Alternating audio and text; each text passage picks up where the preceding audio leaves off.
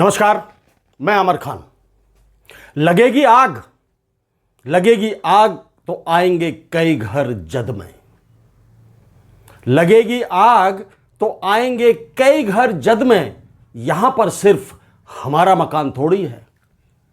याद है आपको राहत इंदौरी साहब का यह शेर जो हमेशा चर्चा में रहता है। फिर सुनाता हूं कि लगेगी आग तो आएंगे कई घर जद में। यहां पर सिर्फ हमारा मकान थोड़ी है। यह शेर, यह लाइनें बिल्कुल सच साबित होती देखी है मैंने। पिछले दिनों हरियाणा के फरीदाबाद में आर्यन मिश्रा, एक 19 साल का नौजवान जो 4-5 लोगों को गाड़ी में लेकर कहीं जा रहा था। कुछ लोगों ने उस गाड़ी को गौ तस्करों की गाड़ी समझ लिया। अब जब समझ लिया तो तथाकथित गौ रक्षकों ने उस गाड़ी का पीछा करना शुरू किया। अब उनको गौ तस्कर समझा गया था या गौ रक्षकों की कोई प्लानिंग काम कर रही थी। जब आर्यन को यह लगा कि गाड़ी के पीछे कोई आ रहा है, मेरी गाड़ी का कोई पीछा कर रहा है, तो उसने गाड़ी की स्पीड को थोड़ा बढ़ा दिया। और गौ रक्षकों को भी लगा कि हमें भी गाड़ी की स्पीड बढ़ा देनी चाहिए। उन्होंने भी स्पीड को बढ़ा दिया। 32 किलोमीटर आगे जाने के बाद गौ रक्षकों ने आर्यन को गोली मार दी। हालांकि उसके अंदर 4-5 लोग और भी सवार थे। पहली गोली आर्यन को लगी, दूसरी गोली भी आर्यन को लगी।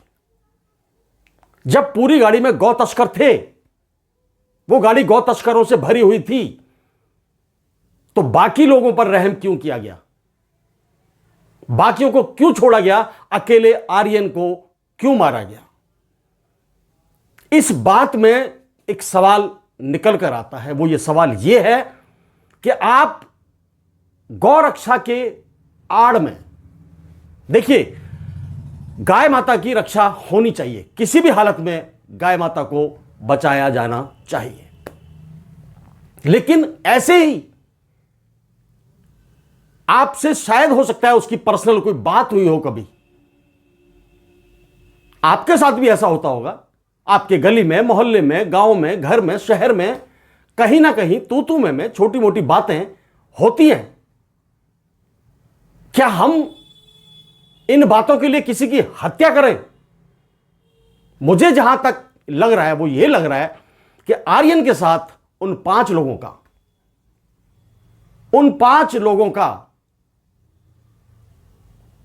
अनिल कौशिक, वरुण, आदेश, कृष्णा और सक्षम,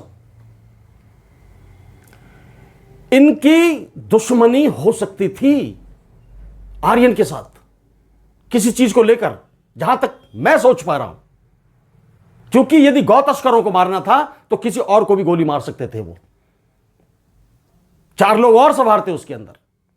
तो क्या गौ तस्करी की आड़ में या गौ रक्षक दल की आड़ में हम पर्सनल दुश्मनियां निकालते घूम रहे हैं?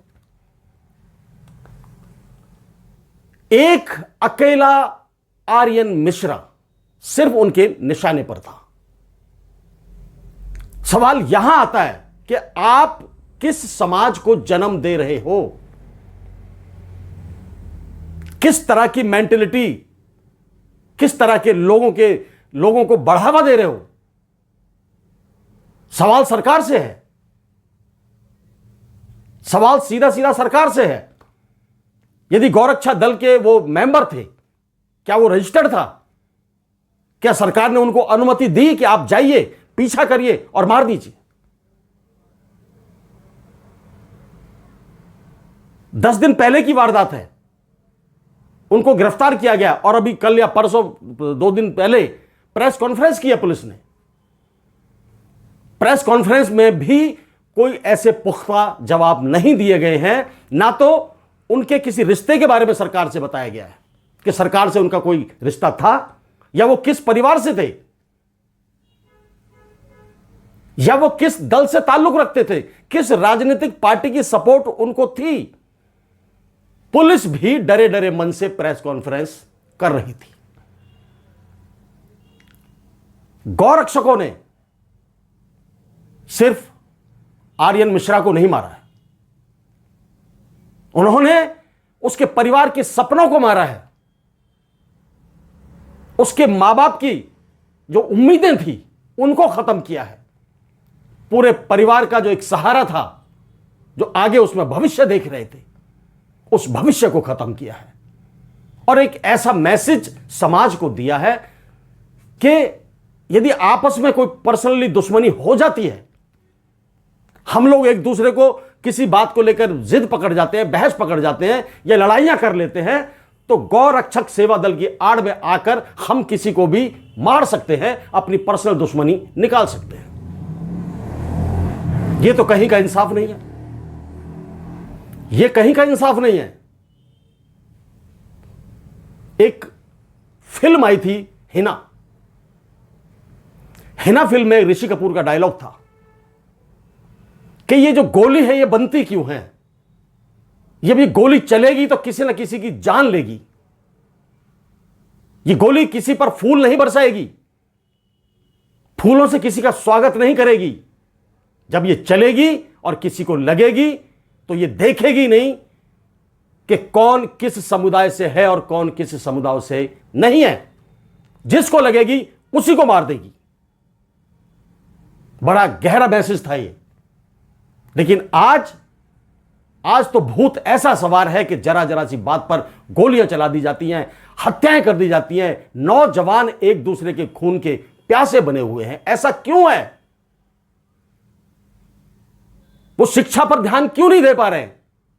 रोजगार पर ध्यान क्यों नहीं दे पा रहे हैं? वो परिवार की उन्नति पर ध्यान क्यों नहीं दे पा रहे हैं? अपनी प्रगति पर ध्यान क्यों नहीं दे पा रहे हैं? क्योंकि सरकार ये चाहती नहीं है। शायद वो चाहती है कि इस तरह से माहौल क्रिएट होता रहे, एक तरफा माहौल बनता रहे और हम जीतते रहे, हमारी सरकारें बनती रहे। अरे किसी की जान चली जाती है, किसी का नौजवान साथी, नौजवान बेटा, नौजवान दोस्त, नौजवान भाई मार दिया जाता है। ये कैसा समाज बनप रहा है? कैसे समाज को जन्म दिया जा रहा है? गौ तस्कर होते तो समझ आता था कि चलो गौ तस्करों का पीछा कर रहे थे, उनको गोली मार दी। लेकिन गौ तस्कर नहीं था वो, और यह बात उनको भी पता थी, पांचों को, कि ये गौ तस्कर नहीं है, इससे हमारी पर्सनल कुछ ना कुछ चल रहा है और हम इसको मारेंगे। गौरक्षक सेवा दल का चोला ओढ़ा और चल दिए किसी को मारने के लिए। ये कौन सा इंसाफ है? ये कौन सी धारा बह रही है देश के अंदर? ये जो वातावरण है खतरनाक है। एक के लिए नहीं, सबके लिए। किसी भी धर्म से कोई भी ताल्लुक रखता है, सब धर्मों के लिए खतरनाक है। जब गोली चलेगी तो धर्म नहीं देखेगी, जिस पर लगेगी उसको मारेगी। ये सुधरना चाहिए, ये मानसिकता सुधरनी चाहिए। सरकारों को कानून बनाने के साथ साथ, इस तरह की गौरक्षक दल बनाने के साथ साथ मानसिक तौर पर यह सिखाना चाहिए, यह बताना चाहिए कि आपको धर्म के दायरे में रहकर काम करना है। ऐसे धर्म की रक्षा नहीं होती, धर्म की रक्षा होती ही नहीं है। मैं आपको बता रहा हूं इस बात को कि धर्म की रक्षा नहीं होती, धर्म का पालन होता है। जय हिंद, जय भारत, नमस्कार।